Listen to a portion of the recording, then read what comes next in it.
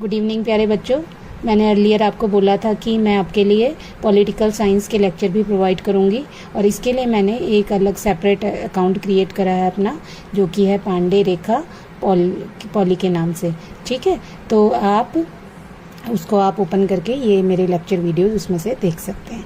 तो end of बाइपोलरिटी का part 1 मैं आपको डिस्क्राइब कर रही हूँ। जो ये चैप्टर है बेटा, ये इससे पहले वैसे आपको एंड ऑफ कोल्ड वॉर के वीडियोस भी देखने चाहिए, उसके ऊपर मैं एक सेपरेट वीडियो बना दूंगी। जो कोल्ड वॉर एरा था वो आपका एक पहला चैप्टर था 4-5 ईयर्स बिफोर। अब उस कोल्ड वॉर एरा को रिमूव कर दिया आपके सिलेबस से, अब पहला चैप्टर बन गया एंड ऑफ बाइपोलरिटी। तो जब ये एंड ऑफ बाइपोलरिटी है, इसके लिए अगर हम कोल्ड वॉर एरा भी समझ लेंगे तो और अच्छे से आपको समझ आ जाएगा टॉपिक। तो ये जो चैप्टर स्टार्ट होता है बेटा, जो एनसीईआरटी में डिस्क्रिप्शन दिया है चैप्टर का, वो क्लाइमेक्स से दिया गया है। क्लाइमेक्स मीन्स 1989 का सीन प्रोवाइड किया गया जर्मनी का, और जर्मनी में एक वॉल है। जर्मनी जब जो हमारा सेकेंड वर्ल्ड वॉर हुआ था उसमें जर्मनी 2 पार्ट में डिवाइड कर दिया गया था, जिसके बीच में जो बर्लिन कैपिटल थी जर्मनी की, उसमें वहाँ पर एक वॉल बना दी गई थी। ठीक है, ये वॉल बनी थी 1961 में। ये 150 किलोमीटर लॉन्ग है, और जो वेस्ट जर्मनी है उसकी टेक केयर की रिस्पॉन्सिबिलिटी यूएसए ने ले ली थी और ईस्ट जर्मनी की रिस्पॉन्सिबिलिटी रशिया ने ले ली थी। तो जो बर्लिन वॉल है वो ग्रेटेस्ट सिंबल था कोल्ड वॉर का। कोल्ड वॉर का मतलब होता है साइलेंट कन्फ्रंटेशन, कॉम्पिटिशन, टेंशन, कि आपस में मनमुटाव हो, टेंशन हो, कन्फ्रंटेशन हो। ठीक है, मतलब वेपन वाली लड़ाई ना हो लेकिन तनातनी रहे आपस में।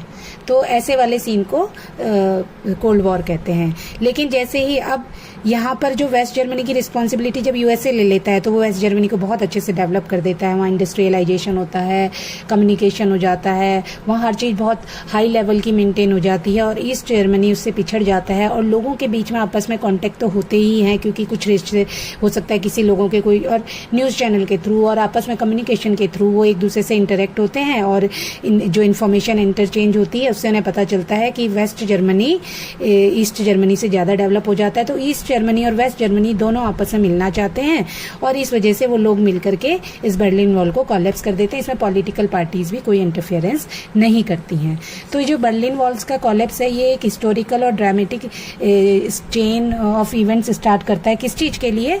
Disintegration of USSR. अब यूएसएसआर क्या है इसका? अब यही बैकग्राउंड है, क्योंकि ये सारा सिस्टम ना, जो ये जर्मनी में बर्लिन वॉल बनी, फिर ये कोलैप्स हुई, ये इसका सारा बेस जो है वो यूएसएसआर से स्टार्ट होता है। अब हम इसके बारे में पढ़ेंगे, अभी पढ़ेंगे, पहले अभी जर्मनी का ही है, क्लाइमेक्स में ही है, अभी बैकग्राउंड में थोड़ी देर में आएंगे। तो यूएसएसआर जो है, यूएसएसआर का मतलब होता है यूनियन सोवियत सोशल रिपब्लिक।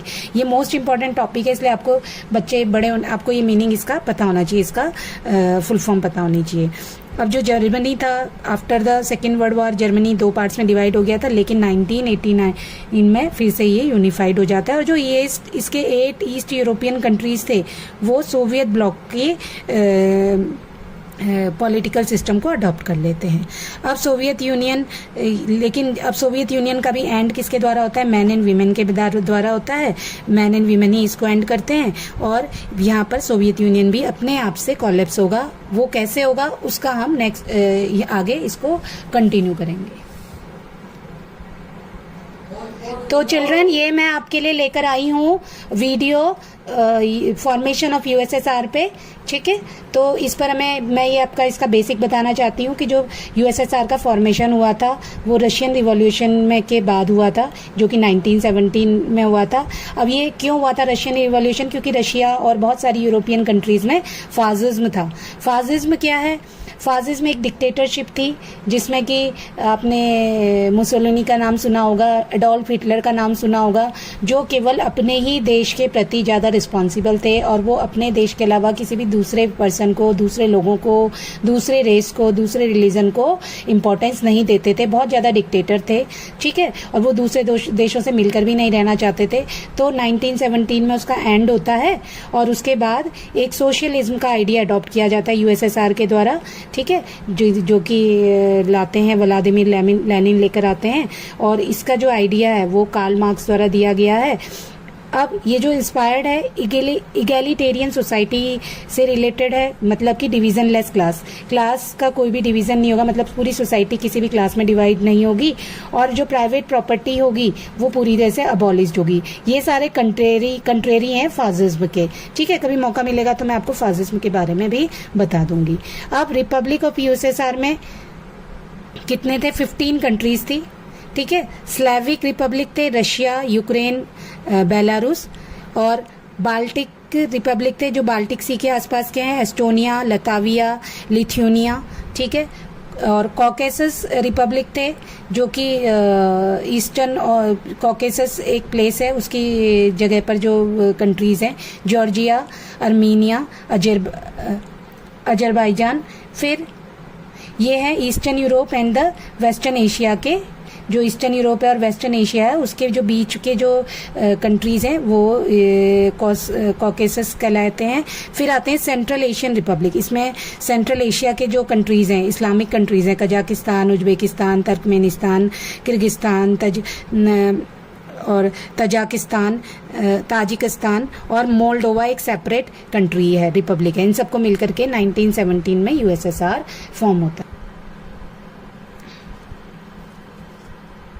बच्चों, मैं आपको सोवियत सिस्टम के फीचर्स बताऊंगी। सोवियत सिस्टम सारी की सारी जो प्रायोरिटी है वो स्टेट को देता है। स्टेट मीन्स गवर्नमेंट, और पार्टी इंस्टीट्यूशन को, मतलब कि पॉलिटिकल पार्टी को सारी प्रायोरिटी मिलेगी।